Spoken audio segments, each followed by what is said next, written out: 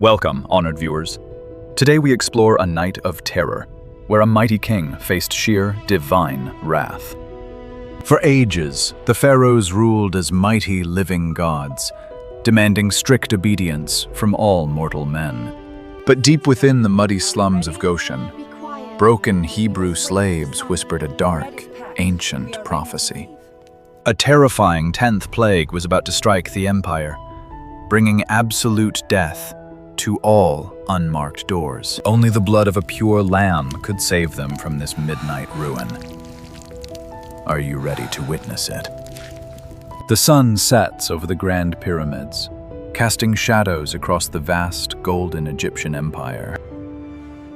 Inside the massive palace, Ramses sits upon his shining throne, unaware of the looming doom. His heart is filled with unmatched pride, believing no earthly or heavenly force could challenge his reign. But a chilling wind begins to blow through the towering stone pillars, carrying a scent of pure decay. The royal guards grip their bronze spears tightly, their faces dripping with cold sweat in the darkening halls. A heavy silence falls over the bustling capital city, replacing the usual sounds of life. Even the sacred Nile River seems to flow slower tonight, reflecting a sky devoid of starlight. 9 devastating plagues had already ravaged this wealthy land, turning its mighty rivers to blood. Locusts had devoured the crops, and a terrifying darkness had previously blinded the nation. Ancient scriptures tell us that the Pharaoh hardened his proud heart, refusing to release the captives. His stubborn pride blinded him to the ultimate consequence that was slowly approaching his household. The Egyptian prince sleeps peacefully in his grand, luxurious bed among golden amulets. He is the heir to the greatest kingdom on earth, fully shielded from the daily suffering of slaves. Yet no amount of royal wealth or earthly military might can stop the invisible destiny. The decree was absolute and terrifyingly clear. Every firstborn male would surely perish, from the powerful ruler on his golden throne down to the lowest servant in the dark dungeons. Even the firstborn of the livestock would not be spared from this unprecedented wave of judgment.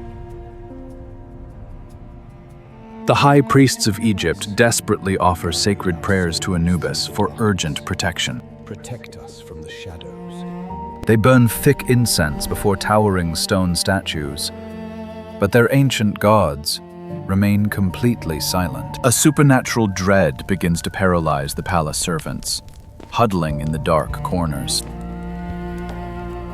They feel the temperature dropping rapidly, a physical sign of the dark angel's arrival.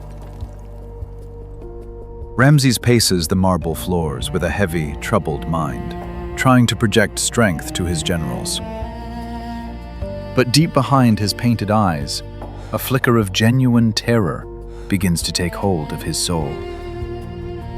He looks out over the vast city from his high balcony, watching the final rays of light disappear. The shadows lengthen and twist across the grand courtyards, resembling dark spirits preparing to strike. There is no visible army to fight, no mortal weapon that can be deployed to defend the gates.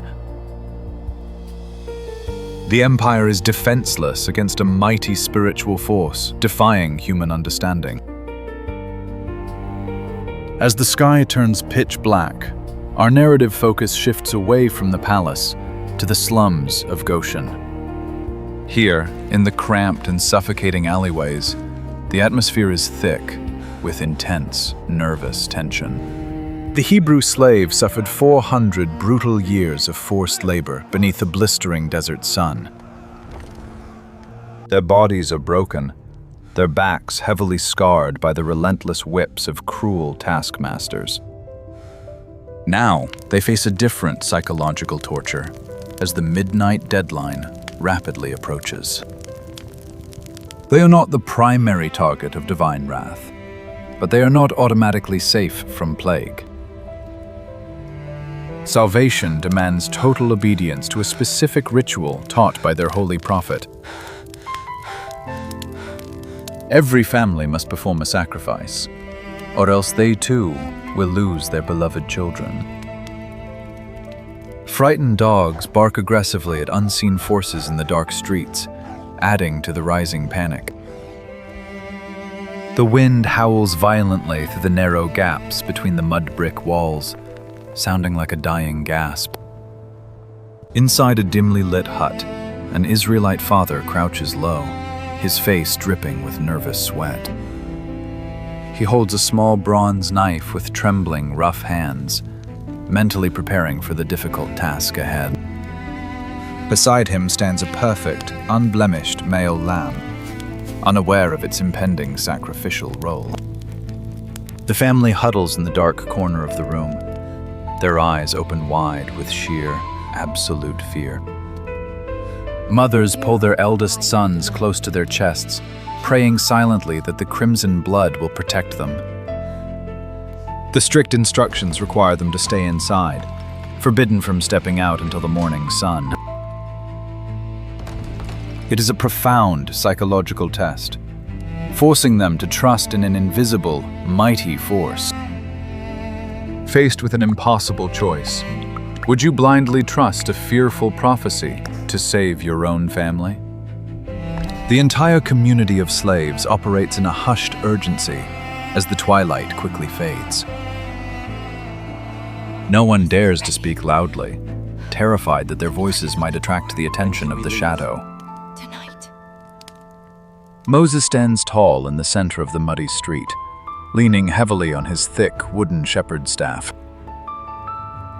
His ancient eyes burn with an unwavering authority, projecting confidence to his people. He personally oversees the preparations, ensuring no household ignores the instructions. The air is thick with the metallic smell of fresh blood and the pungent aroma of roasting lamb meat. Texts describe this sacred night as a chaotic mix of profound faith and overwhelming anxiety. Every second that ticks by brings them closer to a glorious liberation or a tragedy. The darkness outside feels incredibly heavy, as if the sky itself is pressing down upon the roofs. In the distance, the grand Egyptian monuments stand obscured by an unnatural, rolling black fog. The stage is set for the most dramatic, consequential encounter in ancient biblical history. The crucial moment arrives. The father swiftly sacrifices the lamb, collecting its blood in a bowl. The crimson liquid forms a physical barrier between his vulnerable kin and the destroyer. He takes a bunch of leafy hyssop branches and dips them deeply into the warm, dark red earthly liquid. With trembling but determined hands, he smears the thick blood onto the wooden doorposts of his humble home. He then strikes the upper lintel, leaving a stark, dripping crimson mark against the rough brown timber. This simple yet profound act transforms an ordinary door into a mighty spiritual shield. Across the entire slum, thousands of identical markings begin to decorate the entrances. Once the marking is complete, the heavy wooden doors are slammed shut and securely barred from the inside. Inside, the only source of light comes from a small, crackling fire situated in the center of the room.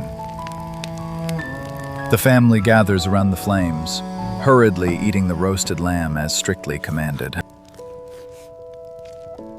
They tear into flat, unleavened bread, a symbol of their hasty departure without time for dough to rise. There is absolutely no time for casual conversation or resting during this tense, sacred meal. Scholars note this blood ritual was a profound test of faith under unimaginable pressure. They eat while fully dressed in their traveling clothes, with heavy woolen cloaks tightly wrapped around them. Their waists are tightly girded, and they grip sturdy wooden walking sticks firmly in their calloused hands. They look less like frightened slaves and more like a determined army preparing for a midnight march.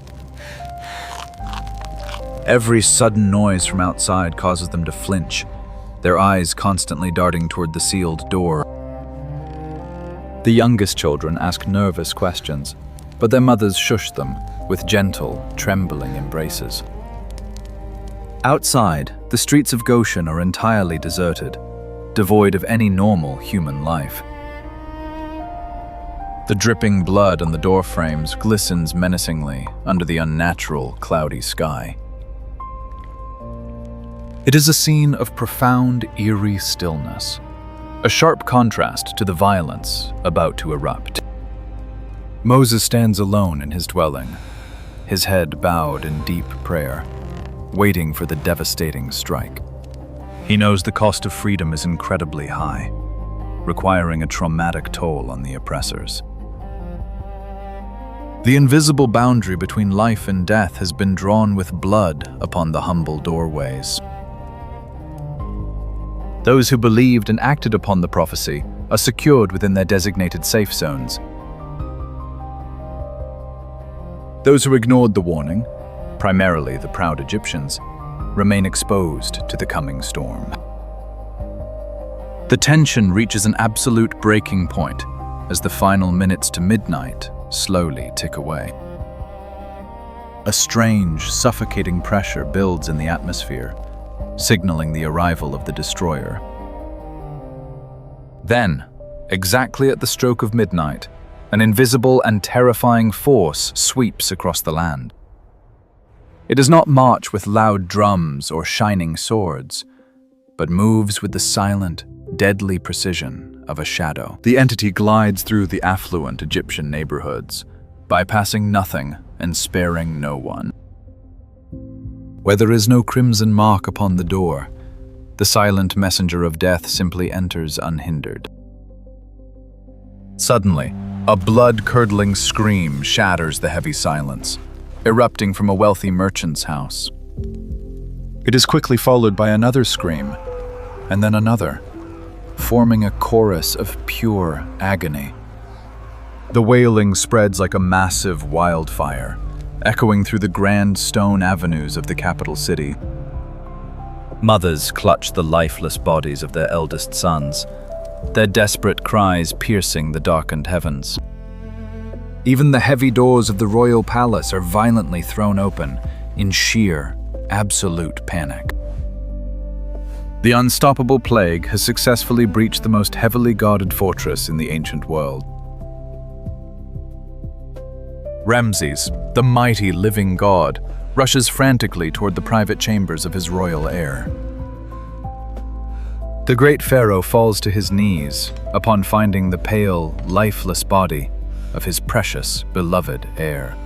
His golden crown tumbles to the cold marble floor, his overwhelming arrogance shattered tonight. A devastating cry of pure agony erupts from the most powerful man in the ancient world.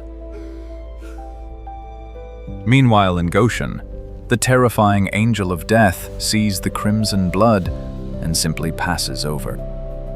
The humble Israelite families remain completely unharmed inside their sturdy homes.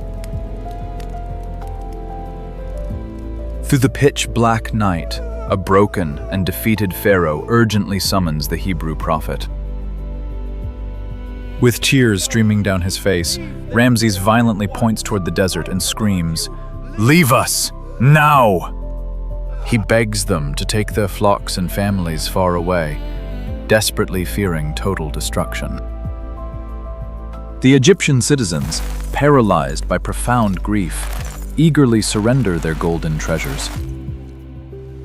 They push the slaves out into the early dawn, praying the wrath will finally leave their borders. After 430 brutal years of bitter slavery, the people are finally freed. A massive procession of men, women, and livestock begins to march away from the dark, muddy slums. Moses stands proudly ahead of the colossal column, raising his staff towards the bright morning sun. The heavy faces are illuminated by the morning light, radiating endless, pure joy. The darkest night in Egyptian history has given birth to a spectacular, glorious freedom.